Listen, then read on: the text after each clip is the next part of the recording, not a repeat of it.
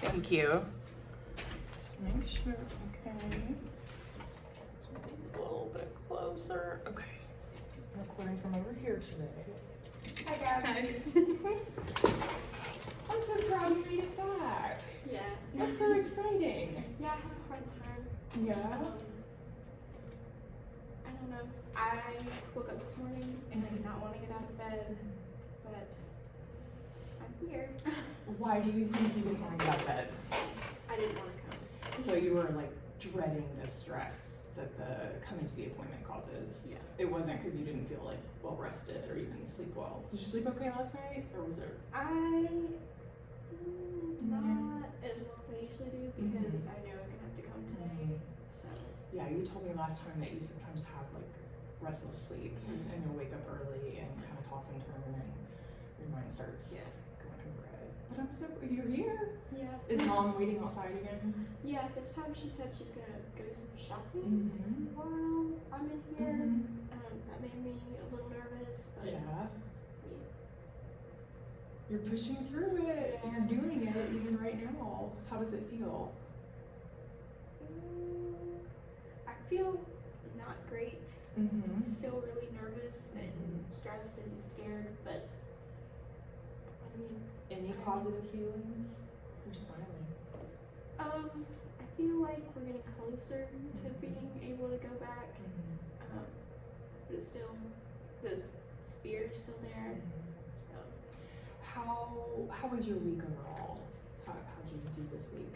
it was pretty normal week. Nothing out of the ordinary except for the session last week. But other than that, it was Just typical. Yeah. So doing online classwork and Mom did grocery runs. You guys cooked, just kind of went out. Yeah. Yeah. Okay. Well, that's good. Because you know the therapy, even just going to the session last week in and of itself was a huge deal. And so yeah, I can understand you're saying like that was the only real thing of note. Did you think about did you have any feelings about the effects of coming to session last week as you lived your life throughout this week? It did make me a little nervous because I told you everything and I didn't, just some back thoughts in the back of my brain were like, oh, it's just gonna think I'm crazy or No, I don't think you're crazy. I think that something incredibly traumatic happened to you, and I think that the reactions that you've had, you know, all of the responses that you've had since the event, like right after the event and even through now, I think everything that you are experiencing is completely normal. It's what people who are victims of trauma, especially like a single, really hugely traumatic event experience. So no, I don't think you're crazy. I think that just something horrible happened and your response has really been normal to that. A lot of people deal with that. So yeah. Anything else you want to start off with today? Talk about today? Mom was really proud of me. Good. She was I'm proud of you too. excited for me to come back today. And she's kind of taken her own like little steps, like the going out for grocery shopping, like without having to worry about me, I Right. guess, because I'm here. Right. But yeah, I'm glad that she's supportive. Yeah, me too. It's good to have such a strong support system and know that she supports you no matter what. And then it's good for her, for you to be here, because it gives her like a little bit of a break, so that she can have like her a little bit of her time. And then she's still working part-time. Yeah. Okay. So I thought, because you know, I feel like last week we actually got through a lot of, you know, all the background info that I kind of felt like I needed on you, because what you're presenting with, like I said, is very typical for somebody that experienced trauma. Because, and just correct me or stop me if I'm wrong, but my understanding is that you feel or felt like your life was really normal before the event. So you were a social person, like you had a good friend group, you were involved in school, you know, you were being like independent off at college, and you weren't experiencing like depression or anxiety or ADHD or bipolar disorder or anything like that. It was just this incident at the concert that has caused all of the issues that you're having now. And I also didn't hear like that you have any medical problems or legal problems or substance problems. Is that right? Okay, and then no other major trauma, anything that you would consider traumatic, like Besides, like, dad dying. yeah. I Yeah. mean, but you, it didn't sound like that is something that you struggle with. Like you don't have the same kinds of reactions to his passing. Yeah. So nothing else that could be contributing to the trauma, do you think? Yeah. Okay. And because I feel like your case is, not to call you easy, but because it does seem like A has caused all of the BCD, I feel like if you would like to go ahead and start setting some goals for us, for what we can work on in therapy today, then I feel like I would be comfortable doing that. Would you be comfortable doing that? Or are there other things you'd like to talk about first? I think that would be okay. Okay. Any Just makes me reservations? Nervous. Like actually taking the step to do stuff. So So when I guess maybe the fear that we might have when we talk about or we try to set a goal is it does make us a little bit vulnerable, because if we say like, oh, I want to be able to do this, it puts us in kind of like an exposed position. Like we're acknowledging we can't do the thing but we want to, and whenever we admit that we want to do something, it's like we're letting somebody else know that, oh, we care about that. You can't act all like nonchalant, like you gotta take it seriously at that point. And part of therapy too, I think, and I've been in counseling before, and I'll, very much normalize being in counseling. Like even a therapist can sometimes need counseling. And I think that just part of therapy is having someone objective to hold you accountable for things, but also be supportive. So did I ask you the magic wand question last week? Do you I remember? think you did. Let me ask it to you again, because I think that's a good place to start to come up with some goals. So if I handed you a magic wand right now, and let's say tonight before bed, you could wave the magic wand, and it meant that tomorrow you can wake up and you can have every single thing in life that you want. What would that day, and it could be more than one day, you could describe like your week or your life in general, but you could start with a day if it's easier, whichever is easier. So you wave the magic wand tonight before bed. Tomorrow you wake up and your life is exactly how you want it. What would that be like for you? What would be, just take me through the day or the week or what your life is like.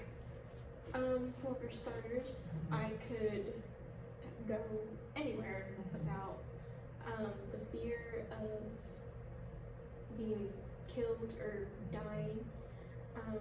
I'd be able to drive.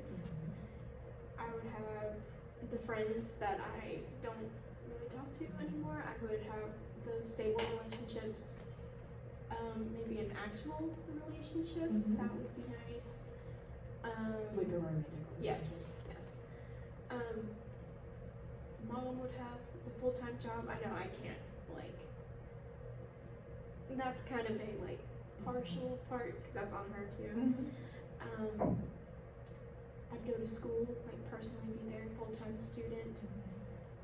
Maybe have a job. That sounds a little overwhelming. Those are, like, the first things that come to mind. Maybe get back into like doing ceramics. Oh, He's yeah. mentioned that, and like, would you kind of switch back to? I feel like you put your physical therapy goals and your work in that area on pause a little bit, or you said you're focusing more on just getting your like breath requirements out of the way. Yeah. Okay, so but maybe you would get back more into your physical therapy major work. Occupation. Yeah, occupational therapy, right? Okay. Okay. Anything else? Magic wand? Those are some really, really fantastic ones though, I I think that's it for right now. Just like the basic things. think. Okay. So what I want to do is I want to list those out. I'm sorry, this marker is kind of smelly. That's Is it okay. okay if we put these on the paper? Yeah. Okay, so your therapy goals would be You want to be able to go anywhere you want freely, Yeah. right? Okay, so like leave the house Yeah. to go places. Okay, leave home to go, and I'll just put anywhere. School, social, store, etc. Okay, and then another one that I heard was the social part. So you would like, let's just put be socially engaged again. Okay. And then another one, like could be- Driving. yeah, driving. Sorry, my handwriting is atrocious. Okay. I can read it. Be able to drive again, and then you also, whoops, already tearing up our furniture. You said like free up mom a little bit, Mhm. a little bit.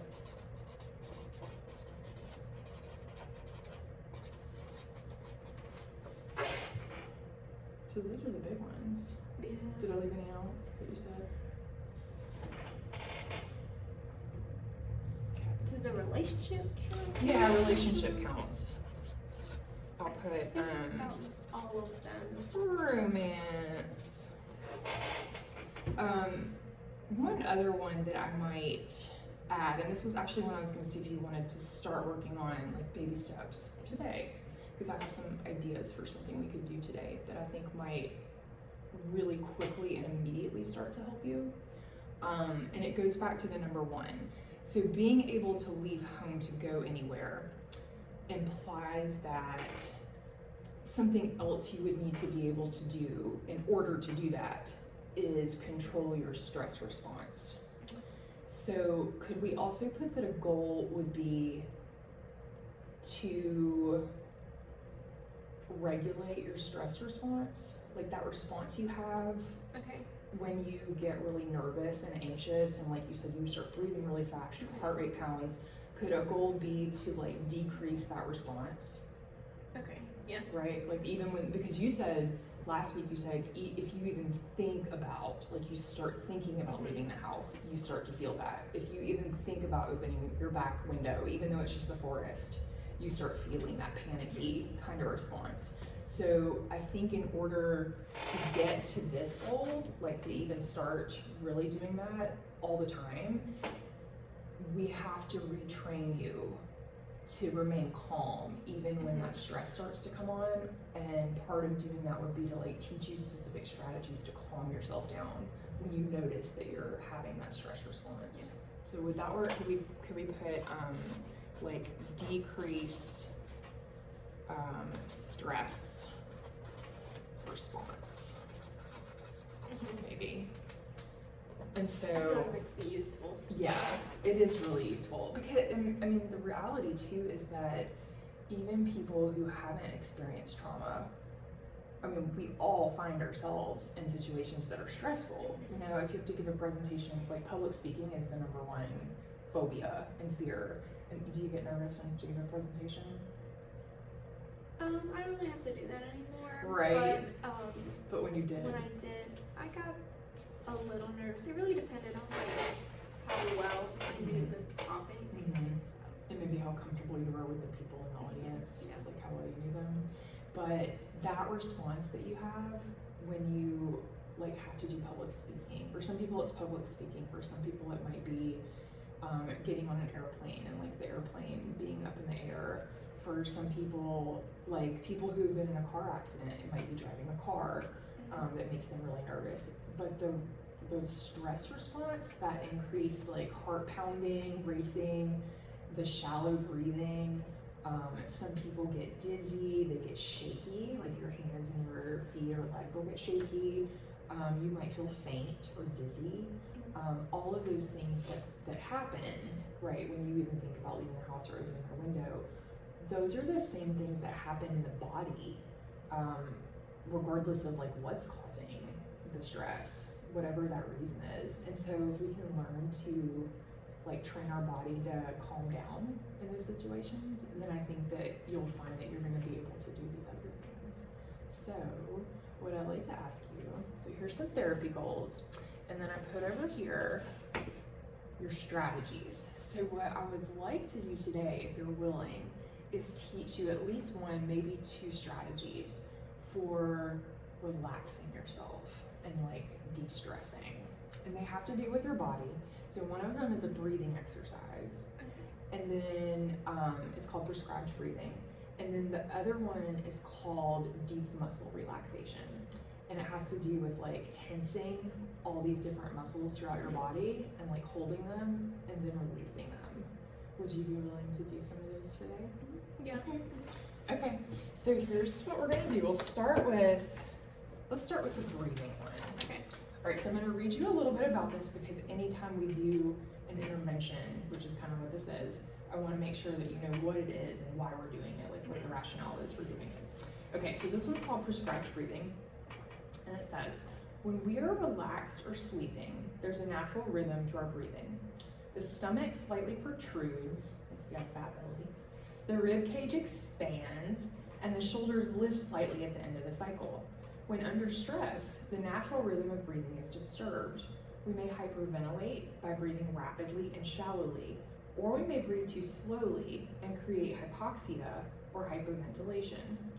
If in either case the natural pH level of the blood is disturbed, this is not good for us. If the pH level increases sharply through hyperventilation, which it sounds like that's what happens with you, you got really fast breathing, it causes respiratory alkalosis, which sounds really scary, where oxygen is increased and carbon dioxide is decreased. So the effects of hyperventilation are quite common. We just talked about these. Dizziness, weakness, nervousness, and concentration difficulties. Its effects can be lessened by having you breathe in a paper sac, since this will decrease oxygen and increase carbon dioxide. So that whole paper sac thing, it is actually real. Yeah. If you're breathing in the sac. I always wondered that. Yeah, I did not bring a paper bag today, so we're gonna do it without a paper bag, but it does actually work. You can achieve better results through balanced breathing. The formula for balanced breathing was taken from an ancient yogic practice called pranayama. Have you ever done yoga before? I've done it once. I was curious about that. How was that experience for you? I thought it was a little, it was interesting because they had us say like affirmations, and I felt a little uncomfortable saying those out loud, or the like, loud breathing. How that was. That's what this is. Yeah. Well, it's not exactly what this, not exactly, it doesn't have to be, but what they just talked about, it's pranayama breathing is what it's called. I used to do hot yoga, and it's the opening part of hot yoga, and so the form is a little bit different, but the idea is that like you inhale to a count and then you exhale, and it's like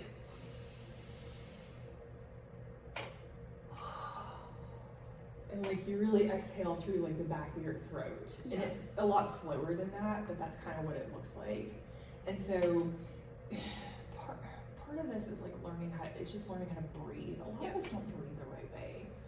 We breathe like in the upper part of our chest, when really the way that we should be breathing is called diaphragmatic breathing. Your diaphragm is actually kind of right here. And what you want to do when you breathe properly is you actually want this part of you to expand and this part of you to stay still. So like if I put my hands here so that this part of me doesn't move, you actually want, when you take a breath, you want to almost have it like in your stomach. And I'm contracting my stomach right there, which is really the diaphragm. And so my stomach is what's going in and out, and my diaphragm is pushing that oxygen up out of my lungs from the bottom up. Oh, okay. Does that make sense? Yeah. You kind of have to, like, I didn't understand it at first until finally I was like, oh, that's what it's supposed to feel like. And so it takes some practice, and that's when I want, like after we do this today, that's kind of something I want you to work on, like just doing this maybe once a day for the next week, is trying to work on like breathe from the belly almost, like in and out, and like maybe keep your hands right here and try to keep this part of your chest still. Okay, so yeah, it says breathing in this manner, that pranayama manner, will restore the natural pH condition and relieve your nervousness or anxiety. Yeah, so if you're really doing this deep breathing, it's incompatible with stress. You can't be super stressed. Like your body is not gonna have that stress response if you're fully engaged with being able to do this. Okay. And so it'll It just just like doesn't shut it down. like make sense how that happens. I know. And I'm not that kind of a scientist, so I don't know if I can explain it better Yeah. right now. I'd have to like do some reading and some research to figure out physiologically what happens. But I will tell you also, I thought of you a lot on Friday because I attended a workshop that was here. The whole day was on trauma. In the morning, it was about a therapy that's been proven like evidence-based effective. It's called cognitive processing therapy. And then that one you focus on the thoughts that you had during the trauma and you try to retrain yourself to think better thoughts. But the one that I really thought about you with, because my thesis group is about to do our thesis project on this, is called somatic experiencing. And somatic is just a fancy word to refer to the body. And so this is a somatic intervention because it's related to your body. And so somatic experiencing is one treatment that's being explored for trauma because it's not top-down processing like cognitive is. Top-down means you start with your mind, you start with the brain and your thoughts, and then you try to retrain your body based on the thoughts you have. But the somatic stuff is bottom up. You actually start with what you're feeling in your body and retrain your body to react differently. And that's gonna like work on helping you deal with the thoughts. When those thoughts intrude, Okay. you can start with like, oh, let me calm my body down, and work it from that end first. So this is like a bottom up strategy. Anyway, you ready to breathe? Yeah. So what you're gonna do, and I'll try to do it with you, I'm gonna explain it first time. All right, so you wanna sit comfortably, but erectly, so kind of straight up, with your feet planted firmly on the floor, just slightly in front of your knees. The weight of your head and neck should be resting firmly like on the top of your spine. I know that sounds a little weird. Your hands resting on your lap, your eyes closed, and your garments loosened. You don't have to take off your clothes. Okay. So what you're gonna do, you don't have to do it just yet, Okay. but you're gonna inhale for 3 seconds. Hold it for 12 seconds, which is like a really long time. So yeah. And exhale for 6 seconds. And then we repeat this 5 times for a total of 6 rounds. I feel like when I do this, I have trouble holding it for the 6 seconds. I feel like I need more time to inhale. I actually like doing it for like 4, 4, and 4 and making it more even. But let's try it and see how you do. I'm gonna actually do the timing. So you're gonna like as much as you can inhale over 3 seconds. Okay. And then hold it, and I'm gonna count to 12. I'm gonna watch the clock behind you. And then you're gonna like continuously try to exhale all the air you can exhale for 6 seconds. Okay. Okay? Okay. So you ready? Am I supposed to close my eyes? You can close your eyes. Okay, so at my count of 3, I want you to start, just breathe naturally right now. Okay. Okay. You ready? Alright, so close your eyes and let's inhale, 2, 3, hold it. It's 11, 10, 9, 8, 7, 6, 5, 4, 3, 2, 1, and exhale, 2, 3, 4, 5, 6, and inhale, 2, 3, and hold, 2, 3, 4, 5, 6, 7, 8, 9, 10, 11, 12, and exhale, 2, 3, 4, 5, 6, and inhale, 2, 3, and hold.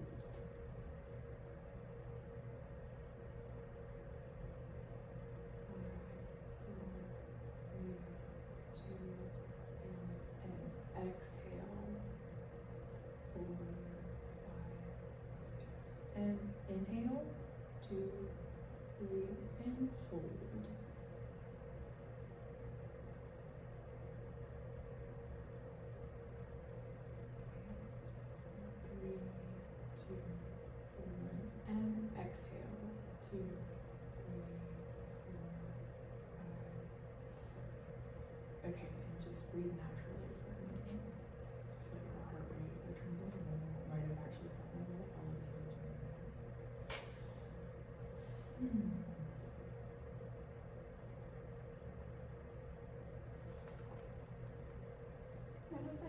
relaxing. Was it? Your voice was comforting. Good. Other thoughts on doing that? It made me sleepy. Yeah, it makes me sleepy too. But I mean, that's I think that's evidence that it works if it makes you sleepy.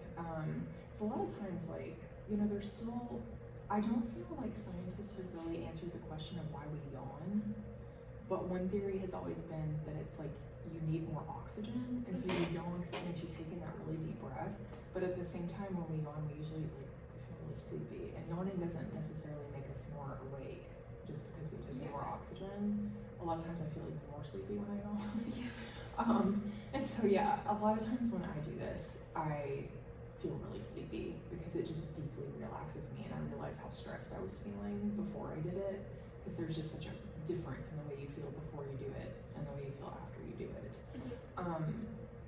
One thing that I will say, and I won't tell you you have to do this, but one thing that I do is I just find it really hard to get that much air in 3 seconds and then hold it for 12 and then blow it out for 6.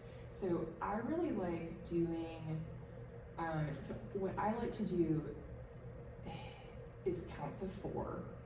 And when I inhale like slowly to the count of 4. Like I slow down my count of 4. Like I'll inhale and I'll go 1, 2, 3, and I'll inhale just as much as I can. And then I'll hold it to a count of 4. It's a little quicker, but not much.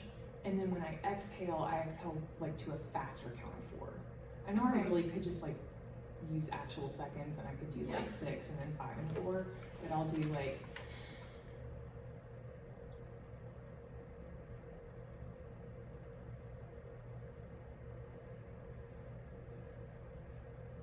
and I'll do it like that. And I like the 4, 4, and 4. And I have found that I still get kind of the same effect from it. It sounds sweeter. Yeah. And I don't know, the holding for 12 stresses me out. And the whole point is to de-stress yourself. So, okay, but what do you think? Do you think you might be able to practice that like once a day for the next week and just see if it makes any difference overall? And Do you think that there's like YouTube videos? I bet there them are. Counting? I bet too that if you look up, and I meant to make you a copy of this today. I will bring you a copy of this for next time, but I will email you after session today with this word pranayama. You can find a whole bunch of videos about pranayama breathing because it's an ancient practice. I mean, people have been doing this for thousands of years. That's basically what this is a way of breathing that is like making your body well. Yeah, making because you feel like listening to your counting, that I feel like that helps with focus. Yeah, and so there's probably a YouTube video that's like, hey, let's do pranayama breathing, and it's gonna essentially be the same thing as this is. They might do like posing things with it, and I feel like I did hot yoga. This was like right after I had gotten my first job out of grad school, and I had lots of money because it was before the 2008 like economic depression where my generation like lost everything.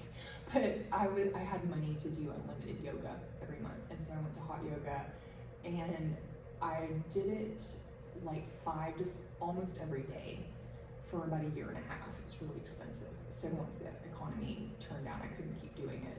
But I feel like it wasn't until, seriously, it was not until like 4 to 6 months of doing this almost every day that I really felt like I understood what was supposed to be happening in my lungs, my arms, my throat, and my body during this breathing. So you can definitely watch videos where people will tell you really what it's supposed to feel like inside your body.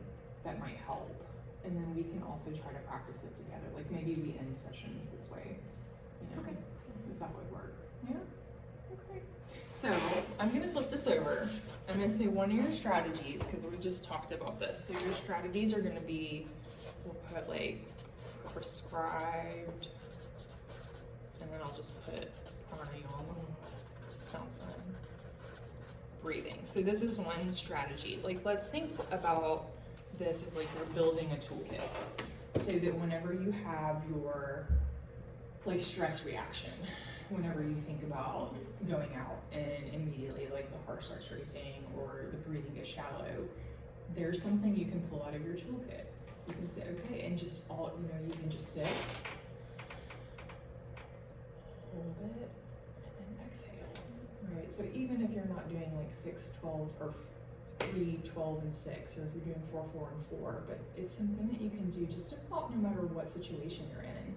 Even if once we get back to driving, right, even when you're driving, like if you're stuck in traffic causes, I had a professor in undergrad when I went to Agnes Scott who actually researched, she did all of her psychological research on commuters, people that have to sit in their cars in traffic.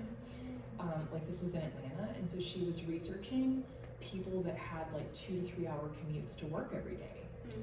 Because, and what she found is that people that do that, they actually secrete more cortisol, which is a stress hormone. It's like released when you're under a lot of stress.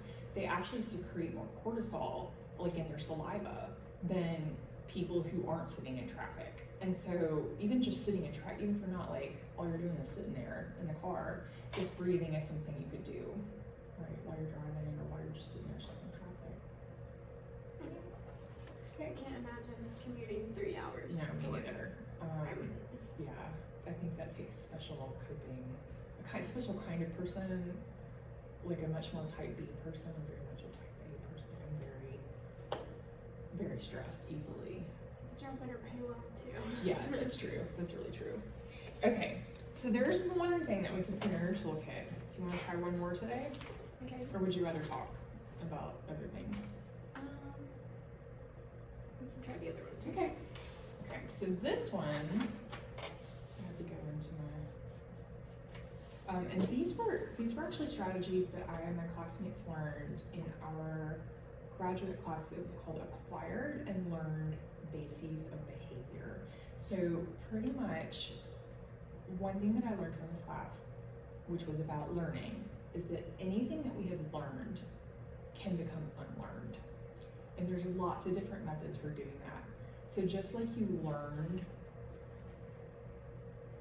really what was a conditioned response, you learned to associate feelings in your body of stress and trauma with the incident that occurred. So like if you hear a loud sound, that might trigger your stress response, right? I don't want to talk too much specifically about it because I don't want you to feel that way right now. But just like you, I mean, that was a learning experience for you. And the truth is that the more extreme, whether it's positive or negative, what research tells us is that if we experience something that is extremely positive or extremely negative, especially if our senses are involved, touch, taste, sight, sound, smell, that memory is more likely to result in long-term learning than things that we don't associate with like extreme responses. So something's just like every day, it may not leave as much of an impression on us. It may not affect us long-term as much, but like extremely negative single events or extremely positive, you know, this is why a lot of people can remember like exactly where they were when something happened. Like for me in my generation, like I can remember exactly where I was when I found out that Princess Diana had died in a car wreck. I can remember exactly where I was and what I was doing when I heard that Michael Jackson died. Like I remember I was driving my white Jeep Grand Cherokee home from work. It was about 4:15 in the afternoon. I was stopped at a stop sign that was just a couple blocks from my apartment in front of this little white church, and I can remember that I was listening to like 99.9 FM when they came on and said like it was just, that's something that was significant for me, and so I remember everything about the experience. Do you have other experiences like that in your life where something was just really positive or really powerful and you can remember like exactly where you were and it's almost like you can call the scene up to your mind? I think one would be like getting accepted into college. Mm-hmm. That was exciting. I think it was, I don't remember if, it might have been an email and a letter. Mm-hmm. Then they called me. They Oh. called me and I was sitting in the kitchen with my mom. Uh-huh. And then we to celebrate a little bit. It was Cool. it was really sweet. And it's like you can remember the phone ringing, you can remember like where you were sitting at the table, and like just what the day was like probably. Yeah, so those memories, they just get, it's amazing how memories form. But memories formed under like strong circumstances where you feel really strongly, whether it's like through your body or just the special significance you attach to whatever the topic or the subject is, can really stick with you and can really affect you for a long time. So I'm just curious. Okay, so this one, ready for this one? This one is called deep muscle relaxation. Deep muscle relaxation is incompatible with anxiety. So if your muscles are deeply relaxed, you literally cannot be anxious. If those two things like cannot equal each other. Muscle relaxation training consists of learning to tense and release various muscle groups throughout the body. An essential part of learning how to relax involves learning to pay close attention to the feelings of both tension and relaxation in your body. First, tensing your muscles and then relaxing them causes the muscle fibers to spread out more and the resulting relaxation to be more profound. Thus, we begin by tensing a muscle and then relaxing it. Learning relaxation is like learning other motor skills. It'll take some practice to become good at it. So you want to, are you wearing contacts? Okay, so we're not gonna do step 6, because that one would actually have you like really tightly close your eyes, like all of these little muscles as tight as you can. We're not gonna do that because you're wearing contacts. Okay. And ideally you would take off like your shoes and all your jewelry. You'd wanna be like in loose clothing. We won't do that today though, because I don't want you to take off all your clothes. Okay, so the other thing is that ideally when you do this, like if you do this at home, you want to be in your most comfortable position, chair, couch, bed, whatever you find the most comfortable thing to be. Like if you have a really comfy chair at home, like a recliner kind of a chair, or a really comfy couch, or like a bed, so you can do this while you're sitting up. You could do a lot of it while you're lying down, but really you want to sit also again, like you want to just be sitting kind of like this when you start it. So like a chair, but if you needed to lie down, you could still do like adapt these a little bit if you needed to lie down. But you do want to be really comfortable. Don't want to be like in a really hard, uncomfortable chair or sitting somewhere where you're just not, you can't get comfortable. Closing your eyes is often helpful. You want to release tension immediately after we do each of these things rather than gradually. So it's not like the exhale where you count out to 6. It's like, you know, it's like tensing and then immediately just like let go and relax as much as you can. Okay. Once a group of muscles is relaxed, try not to move them again unnecessarily. Okay. So there's actually about 14 of these. And the recommendation is to do it in the morning and then again to do it in the evening, okay? So here are the steps in inducing relaxation. All right, ready? Okay. All right, so you wanna just kind of be loosey-goosey as much as you can. All right, except for what we talked about. Extend your arms in front of you and clench your fists. For this and each successive muscle group, tense for 7 seconds and then rest the muscles for 20 to 30 seconds before moving on to the next muscle group. Okay, so release.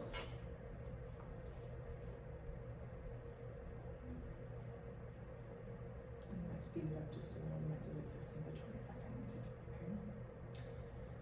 Okay. Extend your arms in front of you and point your fingers toward the ceiling as though you are pushing a wall. Hold that really tight. Clench. Tense. And then relax.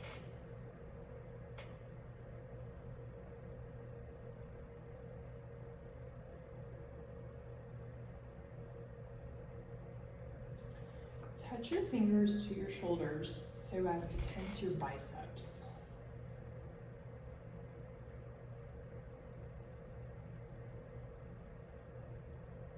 And relax.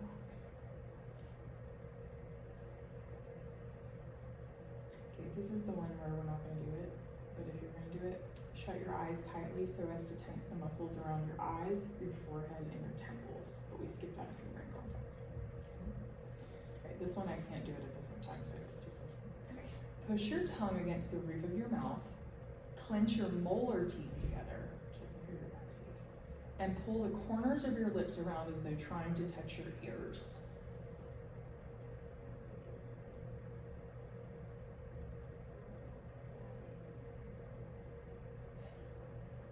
Yeah, that one's weird.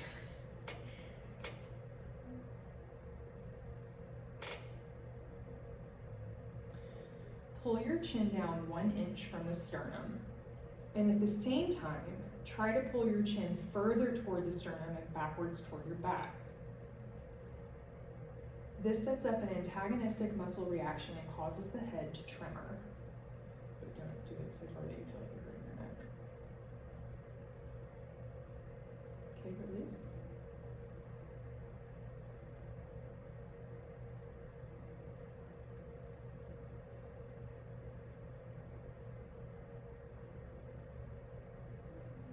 Take a deep breath and hunch your shoulders up toward your ears.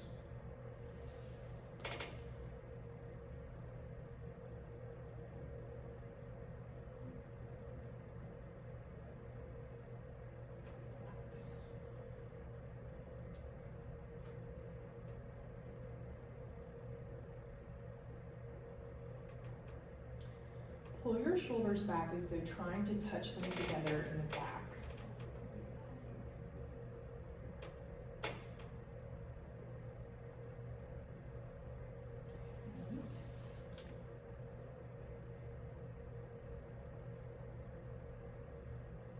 This one's kind of like that diaphragmatic breathing.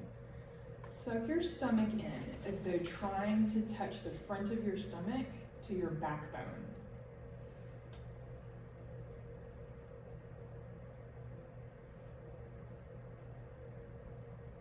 And release. Felt the burn in that one. Mm-hmm. Okay, this one's really fun. Push your rear end into the chair so as to tense your butt muscles. How do you push your... You'll know when you feel it.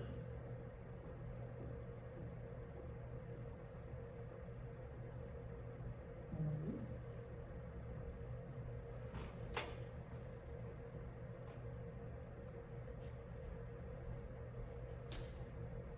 Extend your legs in front of you and lift your heels 6 inches off the floor so as to tense your thigh muscles.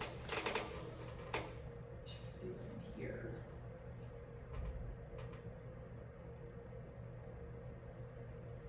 And release.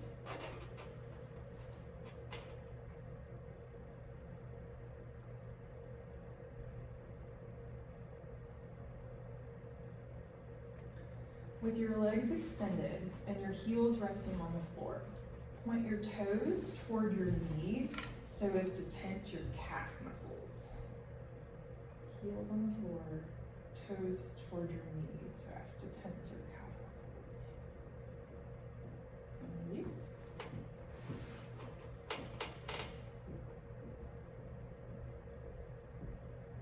This one we're only going to do for 3 seconds because these muscles can cramp up really easily. With your legs extended and your heels resting on the floor, curl your toes toward your arches. I think it's like curling them down, which is hard if we have shoes on, right? Yeah. Okay, so we're gonna stop that one. But like if you didn't have your shoes on and just had socks, it would be easier to do that one. Okay. Now, might help to close your eyes during this one. Review the condition of each of these muscle groups and visualize them becoming more and more relaxed. So we started kind of at the top of our body and worked our way down toward the bottom of our body. So kind of go through all of them again, visualize them becoming more and more relaxed. In your mind, you see your muscle fibers becoming looser and longer, stretching out like wet spaghetti. You may notice that your palms are becoming warmer, that your upper torso is becoming heavier and heavier. Concentrate on these effects since they are evidence of deep relaxation. Sit quietly for several moments.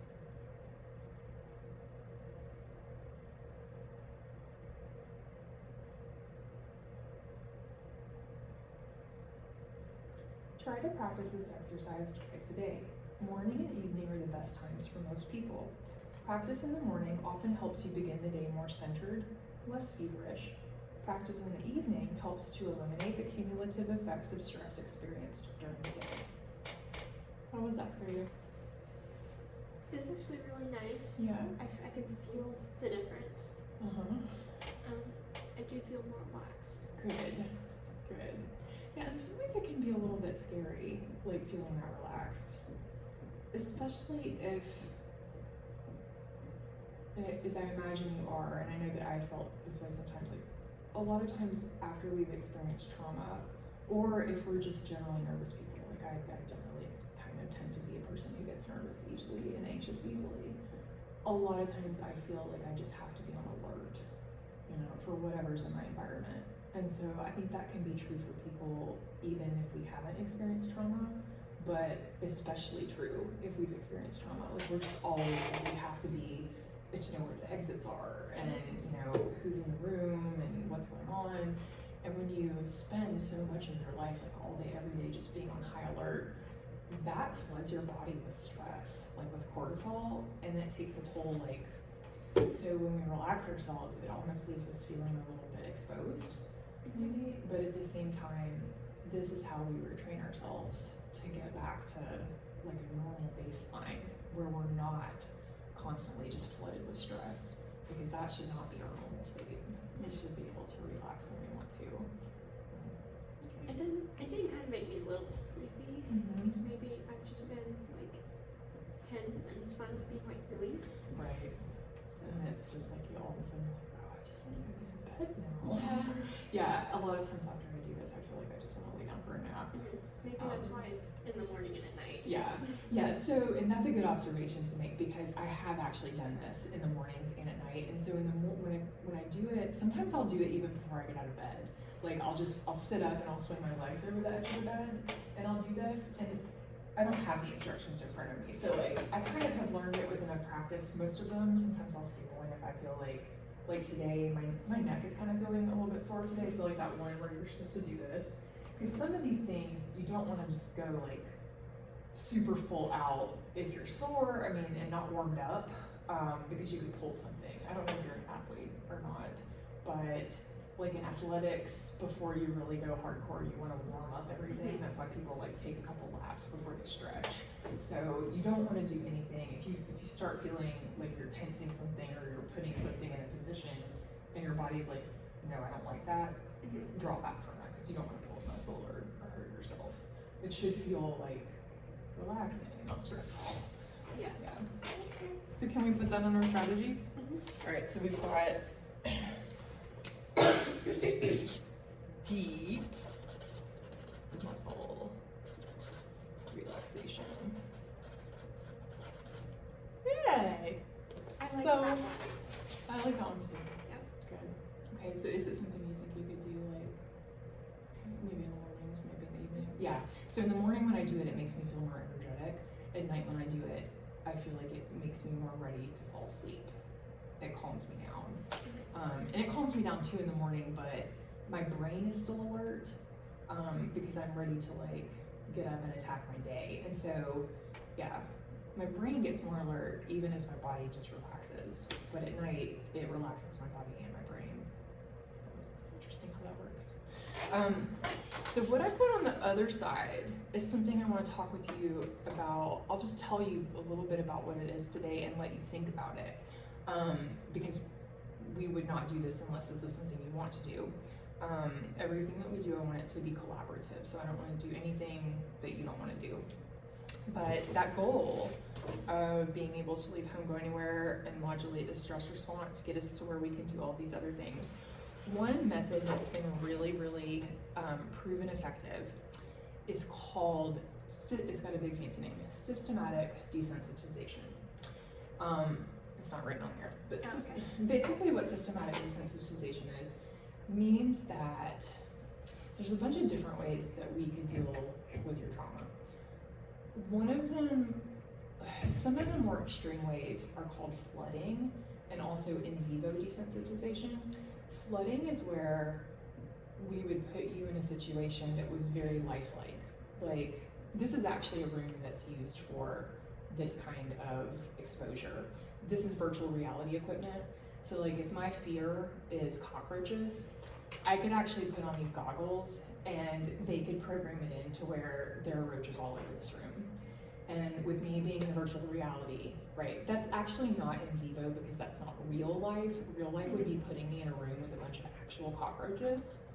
Flooding would mean you put me in the room with the roaches and you leave me there so long that I abandon my stress response.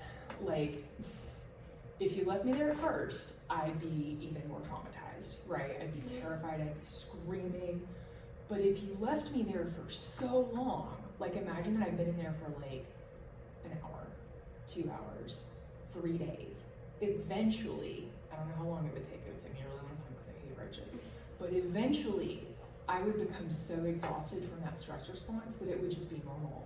And eventually I wouldn't be afraid of the roaches anymore because I've been there so long with them and like haven't died or been hurt that I acclimate to it. So that's flooding. In vivo desensitization is where like you would put me in increasingly stressful situations in real life with roaches. Systematic desensitization is where we just imagine the experiences. So both of them, the real life, the in vivo, and the systematic. So systematic is just imaginary and in vivo is in real life. With both of them, we produce what's called a SUDS, which is your subjective units of distress.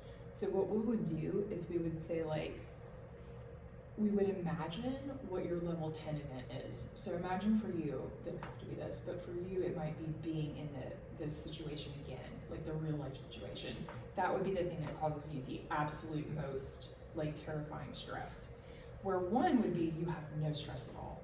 Like you're in your bedroom at home with your mom in your safe space. And that's a 0.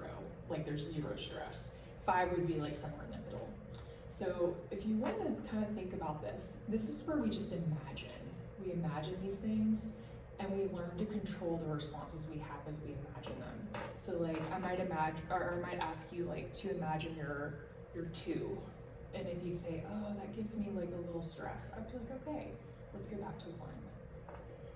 And then eventually we'll be like, okay, I want you to put yourself in that 6th place. And when you are still experiencing stress, we go back to the 1. And it's just kind of progressively working up to where you're retraining your body to not have a stress response, even as these situations get imaginatively a little more and more stressful. And so I was thinking maybe next time, if you're open to it, we might be able to work on doing something like that. Or at least just starting on it. It's not like a single session thing, but just food for thought. Don't agree or disagree to it today, but we're actually done. Okay. Is there anything else that you want to talk about today or mention or anything at all? Questions for the coming week? I'm just nervous. Yeah? Why? I don't know, I still get the like thoughts in the back of my head that someone's just gonna pop out of nowhere and like, cause I can't help that. Right. So No, you can't. that just keeps lingering everywhere. I think too, one thing that we might look at, so that is a thought that you're having over and over again. And something that can be really helpful, so the stuff that we worked on today is retraining your body. We can also work on retraining your thoughts, because that thought that you're having, we could approach that from something called cognitive behavioral therapy, which is looking at like our thoughts and how we can stop having. We'll talk about that next week. Okay. Yeah. I know it was just like nerve-wracking to even get here, so I want to let you get back to your mom and just process all of this and maybe try to practice at least a few times, if not every day, but practice like muscles. And I will actually, as soon as I get home, I will email you a copy of both of those things. You did really well. I'm so proud of you for coming today and being willing. We got our goals defined and we even like started building our little toolbox. So thank you. And then we'll see you next week. Okay? Cool. Bye.